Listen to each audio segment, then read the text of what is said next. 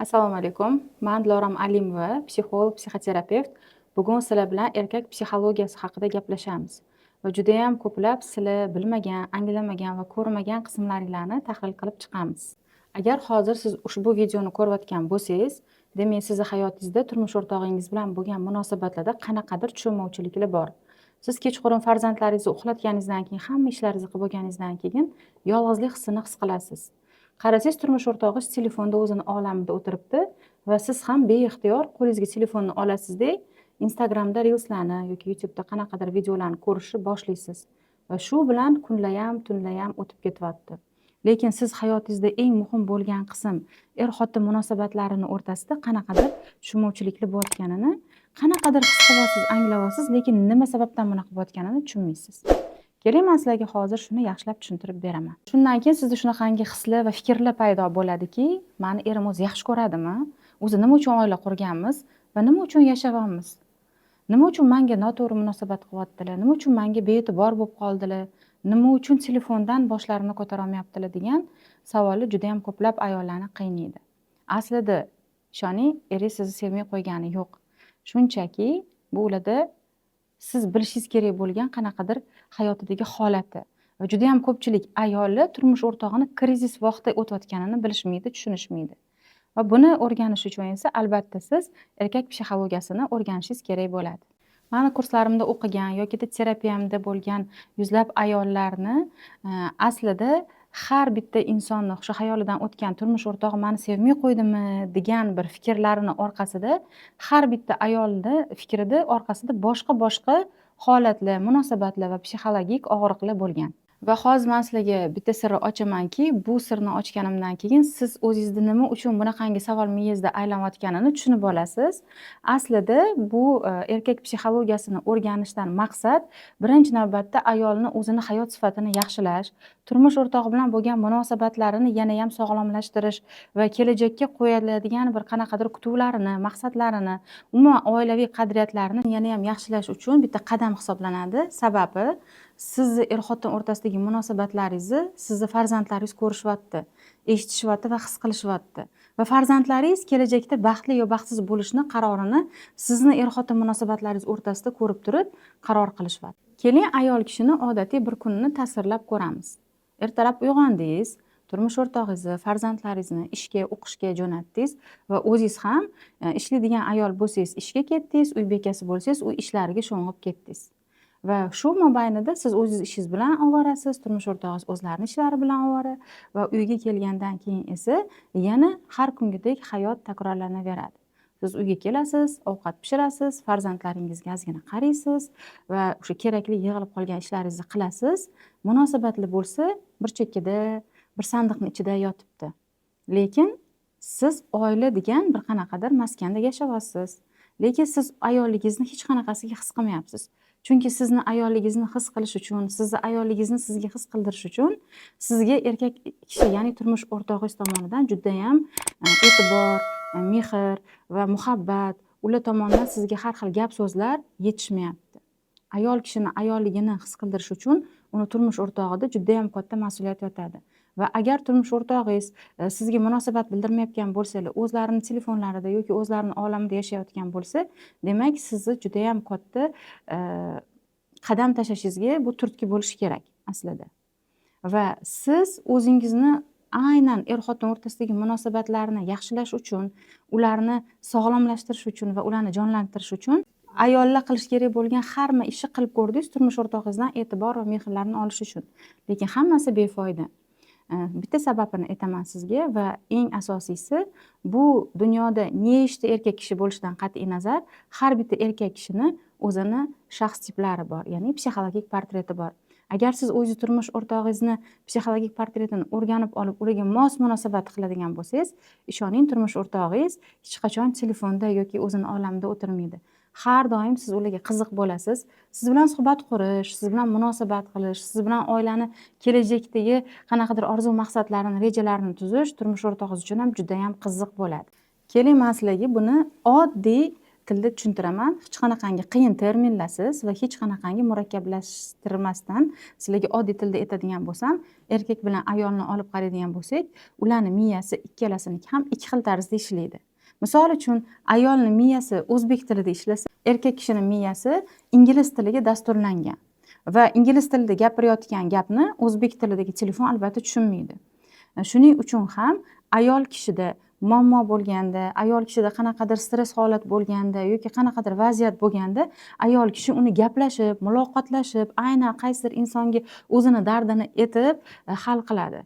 Erkak kishida hayotida qanaqadir muammoli vaziyat bo'lganda, o'zida krizis holat bo'lganda yoki ishida qanaqadir muammoli vaziyat bo'lganda, erkak kishilar ular ichiga sho'ng'ib ketadi. Ya'ni xuddi kim bir g'orga kirib ketgandek bo'ladi. Va shu muammolarni hal qilish uchun ularga yolg'izlik, ularga shu miyasini ishlatib, analiz qilib, tahlil qilib, umuman bu muammodan chiqib ketishga ularga shu yolg'izlik va o'zini ichida o'tirish, ozgina vaqt g'orda o'tirish yordam beradi. Va bu sovuqlik emas, bu shunchaki turmush o'rtog'ingizni muammolarini tahlab, ularni yechim izlash yo'li hisoblanadi. Hozir men sizga aynan o'zimni psixoterapiyalarimda ayollarda murojaat qilgan muammolarni umuman sabablari qayerda ekanligini sizga tushuntirib aytib beraman bir ikkita misollar bilan va siz yana ham yaxshiroq tushunib olasiz. Misol uchun, meni qabulimga kelgan va 1 yildan oshiq terapiyada o'tirgan ayolni turmush o'rtog'i bilan uzoq hayot kechirishgan, lekin har doim turmush o'rtoqlari boshida yaxshi bo'lgan munosabatlar, lekin qanaqadir holatdan keyin turmush o'rtoqlarini ayolga bo'lgan nisbatan munosabati juda ham pasayib ketgan. Munosabat, qiziqish pasayib ketgan va er-xotin o'rtasidagi hech qanaqangi iliqlik bo'lmagan. Va ayol kishining xayolida xo'jayinimlarni точно boshqa ayol bor, menga umuman qiziqmaydilar, menga munosabatlari yo'q, charchadim bunaqangi munosabatdan, men ayolman, ayolga e'tibor kerak, ayolga mehr kerak, shirin so'z kerak, nimaga shu narsalarni bilmaydi erkak kishi deb menga shikoyat qilib kelganlarida, biz ular bilan o'tirib, buni o'zlaridagi, ya'ni o'sha bolalikdagi psixossenariylar, ya'ni er-xotin ularning ota-onalaridan bir-biriga bo'lgan munosabatlarini tahlil qilib chiqqanmiz va turmush o'rtoqlarini ham xuddi shunaqa alohida tahlil qilganmiz. Tahlil qilganimizda turmush o'rtoqlarini, ya'ni psixologik portretlarini chizganimizda bu inson aynan shizoid shaxs tipiga moyil bo'lgan va shizoid shaxs tipidagi insonlar ular shunchaki yolg'izlikni yaxshi ko'radigan, yolg'iz qolib ish qiladigan, ishxonada ham jamoaga qo'shilmasdan turib o'zlari yolg'iz bitta ishni juda ham yaxshi, maksimal darajada zo'r, nima deydi, natijaga olib chiqadigan insonlar hisoblanadi va biz bu insonlarni agar psixologik taraflama o'rganib olsak, u insonlar bilan munosabat qilishni, muloqot qilishni turlarini o'rganib olamiz. Demak, bu insonni biz tahlil qilib chiqqanimizda xuddi shunaqa inson bo'lib chiqqanlarini o'zlari ko'rganlaridan keyin tushunib qolganlar. Va sekin-sekin o'zlarini ustilarida ishlab, turmush o'rtoqlarini ham psixologiyasini o'rganganlaridan keyin ularga mos munosabat qilishni boshlaganlar va 1 yildan oshiq mobaynida terapiya davomida ularni erlari bilan bo'lgan munosabatlari 180 darajaga o'zgarib ketgan.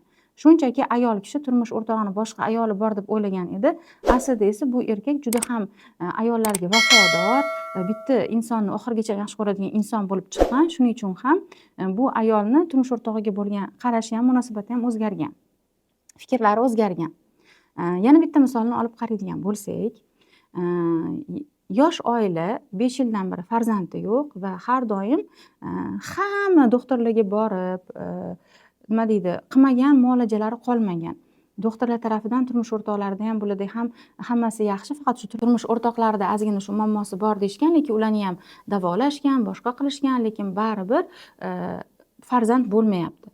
Va bularni biz er-xotinni o'tkazib ikkaloviligini tahlil qilib chiqqanimizda ayol bilan ham alohida suhbat qilib, turmush o'rtoqlari bilan ham alohida suhbat qilib va oilaviy psixoterapiya qilganimizda ularda shu narsa nima deydi, ma'lum bo'ldiki, turmush o'rtoqlar bir-birlariga juda ham aynan intim munosabatlarda sovuq. Har doim turmush o'rtoq ham ular ham birga yotishadi, birga kino ko'rishadi, lekin jinsiy munosabatlarga qanaqadir moyillik yo'q. Va bir haftada necha marta sizlarda jinsiy munosabat bo'ladi deb so'raganimda kulib yuborgan ayol kishi, nima deyapsiz, qanaqa hafta, oylab bo'lmaydi-ku degan. Va men so'raganman, qanaqa qilib oylab munosabat bo'lmagandan keyin siz farzandli bo'lmoqchisiz? Albatta bizda o'sha farzand er-xotin munosabatlarini o'rtasidagi iliqlik, bir-biriga bo'lgan mehr-muhabbat, uni o'sha keraklilik hissi, bir-birini qadrlashi kelajak avlodimiz uchun ham judayam muhim hisoblanadi-da va bunaqangi juftliklardan tug'ilayotgan farzandlar ham o'zini kerakli his qilishi uchun, o'zini sevimli his qilishi uchun birinchi navbatda er-xotin bir-birini sevishi kerak. Er-xotin bir-birini tushunishi kerak, sevib, bir-biriga sog'lom munosabat qilish kerak. Bir-biriga sog'lom munosabat qilish kerak. Va shundagina sog'lom va psixologik yetuk farzandlar dunyoga keladi. Xudoga shukr, turmush o'rtog'im bilan oila qurayotganimizda men ham ongli ravishda tanlov qilganman. Turmush o'rtog'im bilan ham o'sha oldindan gaplashib, o'zimizga shu oila qurishdan maqsadlarimiz nima ekanligini va oilaviy qadriyatlarimiz qanaqa bo'lishini biz nikohimizdan oldin gaplashib kelishib olganmiz va bizani oilaviy qadriyatimizni eng birinchisi bo'lganki, bir-birimizga juda ham vafodor bo'lish, har qanaqangi muammoli holatlarda bir-birimizni qo'llab-quvvatlash va tushunish, eshitish bo'lgan va farzandlarimiz bilan ham sog'lom munosabatda katta qilish bo'lgan. Va bir necha yillardan keyin, turmushimizdan bir necha yillaridan keyin albatta shu bizani oilamizga juda ham ko'pchilik insonlarning havasi kelardi va shunaqangi atrofimizdagi insonlar bo'lganki, menga turmush o'rtog'im haqlarida qanaqadir negativ, noto'g'ri gaplarni gapirishni boshlashdi va menga shunaqa fikrni singdirishni xohlashdiki, sani turmush o'rtog'ing senga xiyonat qilyaptilar yokida boshqa o'sha ayollar bilan gaplashadi, boshqacha bir ma'noda degan bir qanaqadir gaplarni elas eslayman gapirishganini va men albatta bu gaplarga ishonmaganman. Xuddiki men ishonib qolsam bu rostdan bo'lishi mumkin degan bir qanaqadir o'zimda hissiyotlar bo'lgan. Keyin men to'xtab turinglar, nima uchun meni hayotimga bunaqangi insonlarni gap so'zlari meni hayotimni buzib yuborish kerak dedim. Biz turmush o'rtog'im bilan o'zimizni oila qurishdan oldin qo'ygan maqsadlarimiz bor edi, qadriyatlarimiz bor edi, oilaviy prinsiplarimiz bor edi. Bu inson unaqa qilmaydilar dedim-da, men o'tirib shu psixologik tahlil qilib chiqdim.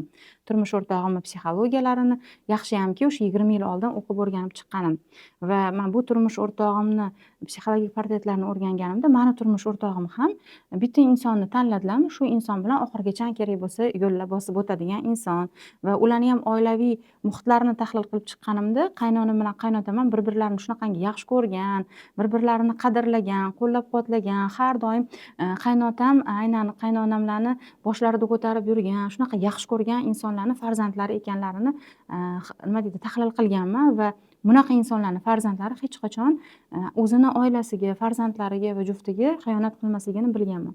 Va albatta psixotiplarini o'rganganimda, umuman ularni bolalikdagi o'sha ssenariylarni o'rganib chiqqanimda, ularning ssenariylarida ham bunaqa holatlar yo'q bo'lgan.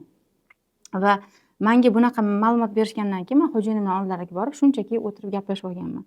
Menga shunaqa atrofdan shunaqa gaplar eshityapman. Bu gaplar qanchalik asosli, nima deb o'ylaysiz deganimda, ular menga o'tkazganlarda tushuntirganlar. Sani hayoting qanaqa va o'sha senga shu gaplarni gapirayotgan insonning hayotini bitta tahlil qilgan.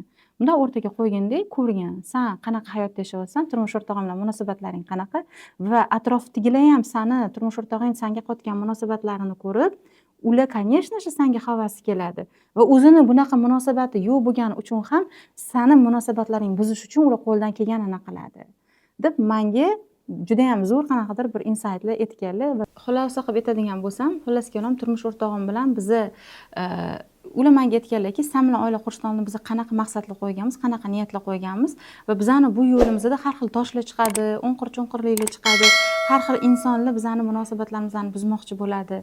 Lekin men senga qanchalik ishonsam, sen ham menga shunaqa ishonishingni sendan iltimos qilib qolaman, ya'ni sendan ham talab qilaman, ham iltimos qilaman deganlar. Chunki meni qanaqa insonligimni biz bir-birimizni shunaqangi holatlarda sinalganmizki, endi nima, sen qayoqdek arzimagan insonlarning gapi, so'zi deb menga ishonchingni sindirmoqchimisan deganlar.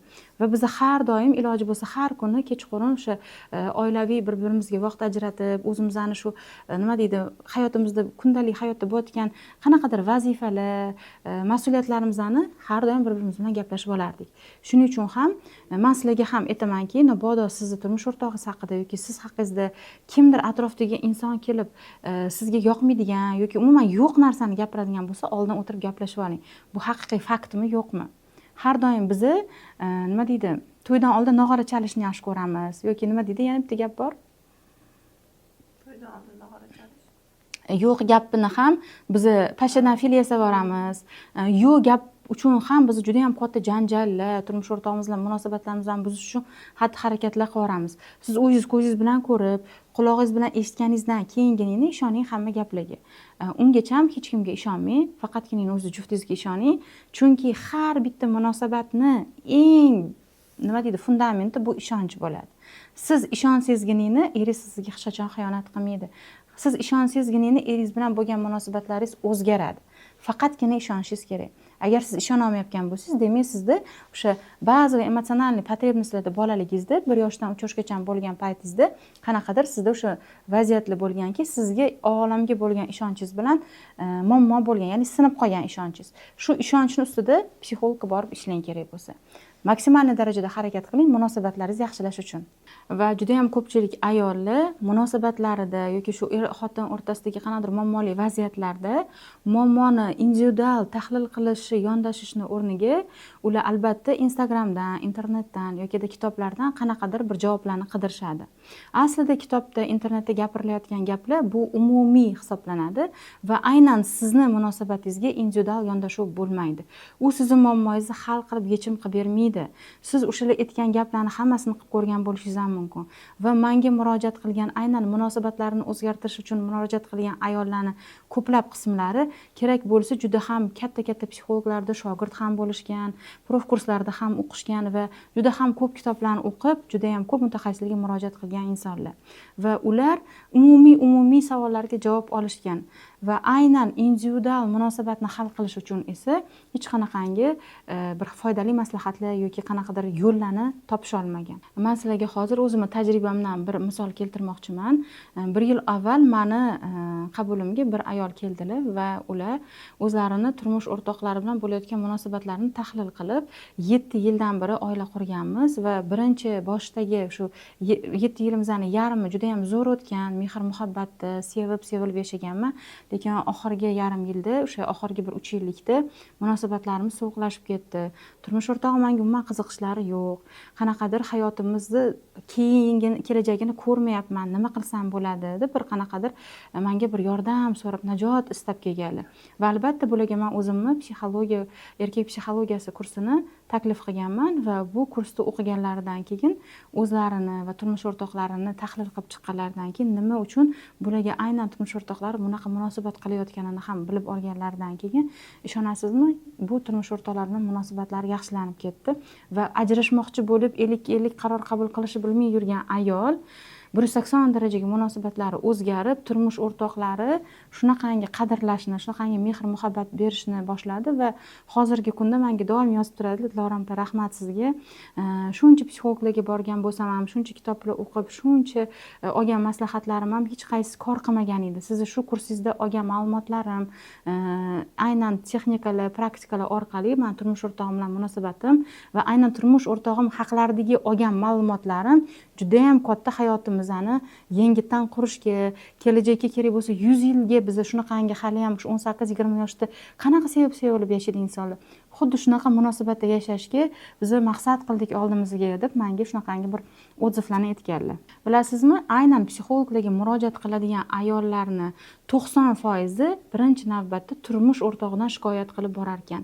Yoki uni xiyonatda ayblab, yokida ajrashgisi kelib, yokida unga pul bermayapti deb, xullas kalom er-xotin munosabatlarida unga yoqmaydigan, ayol kishiga yoqmaydigan muammolar borligini ko'rsatib berar ekan. Va shuncha psixologlarga murojaat qiladigan ayollarni asosiy muammosi eri bilan bo'lgan munosabatda ekan.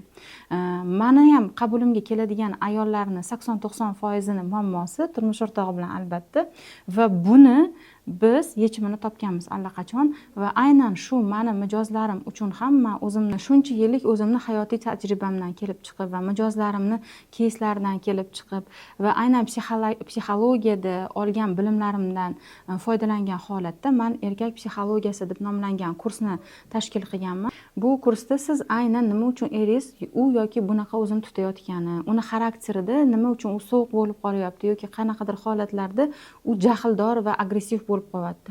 Mana shularni tahlil qilasiz va har doim siz o'sha turmush o'rtog'ingizdan norozi bo'lgan taraflaringizni bu kursdan keyin bilib olib, hech qachon er-xotinda urush janjallar, kelishmovchiliklar bo'lmasligini oldini olasiz.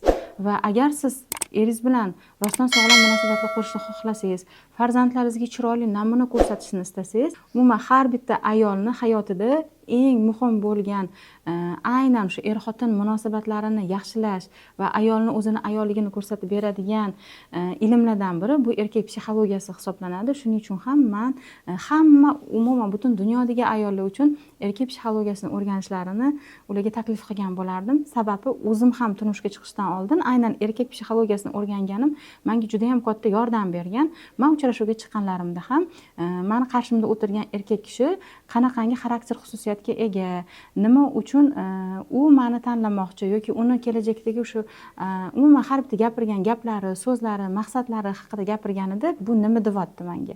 Bu gaplarning orqasida qanaqa ramzlar yotibdi va nima uchun aynan shu insonni tanlashim kerak degan bir savollarimga menga erkak psixologiyasi yordam bergan.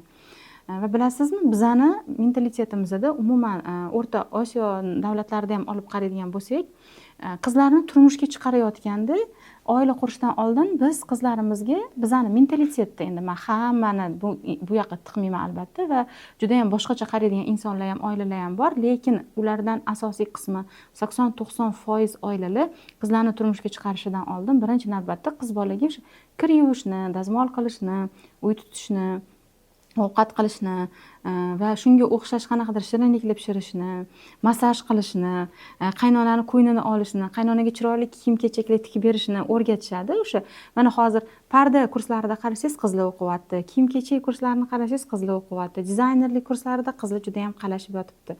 Pishir-kuydir blogerlarda ularni aynan podpischiklari juda ham millionlab ayollar qizlarda asosan.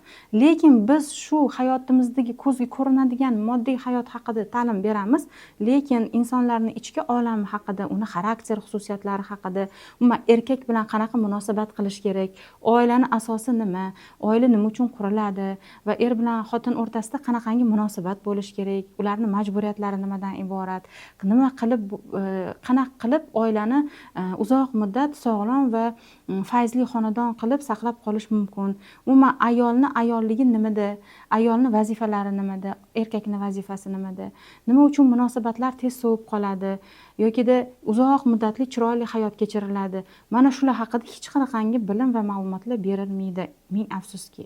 Juda ham kam holatlarda bu narsani o'rganib insonlar oila qurishadi. Va agar siz qizlaringiz bo'lsa oila quradigan yoki siz yaqinda turmushga chiqmoqchi bo'lsangiz, sizga albatta erkak psixologiyasi juda ham katta yordam beradi kelajak hayotingizni qurish uchun. Yokida qizlaringiz turmushga chiqishayotgan bo'lsa, qizlaringiz kerakli insonni tanlashlari uchun. Chunki meni oldimga kelgan juda ham ko'p ayollar yoki qizlar murojaat qilishadiki, men qanaqa qilib abyuzer insonga uchramay qolishim kerak? Uchrashuvga chiqqanimda u abyuzermi yo'qmi qattan bilaman. Yo manipulyator bo'lsa-chi yoki u narsist bo'lsa-chi, tashqi ko'rinishidan bila olmasam kerak, uni ichki olami qanaqa bo'lishini menga o'rgating deb, Xudoga shukr, oxirgi paytlarda juda ham ko'plab ayol qizlar menga murojaat qilishyapti. Aynan meni xursand qiladigan qismi ongli ravishda yondashayotgani qizlarni oila qurishga bu xursand qiladi albatta. Sababi ular oila qurgandan keyin turmush o'rtog'i bilan faqatgina nima deydi? Farzand dunyoga keltirish, shunchaki kundalik hayot tashvishlari bilan o'ralashib qolish uchun emas, ular shunchaki o'zini ayolligini his qilish, ayolligidan zavqlanish, turmush o'rtog'i bilan sog'lom munosabatlar qurish va uzoq muddat shu oilani barqaror, chiroyli, fayzli xonadonni bekasi bo'lib yashash uchun harakatda birinchi ularni tashlaydigan qadami shu. Endi eng muhim qismga o'tamiz. Shunaqa? Endi eng muhim qismi, siz oldingizda tasavvur qiling, ikkita yo'l turibdi.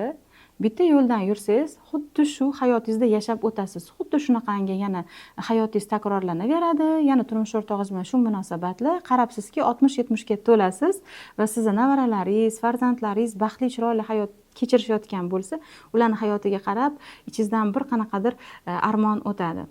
Boshqa yo'li bo'lsa, hozir va shu yerda shu videoni ko'rganingizdan keyin siz ayol sifatida tanlov qilasiz va qaror qilasiz hayotingizni o'zgartirish uchun, munosabatlaringizni yangilash uchun, ularni tuzatish uchun, ularni sog'lomlashtirish uchun qadam tashlaysiz.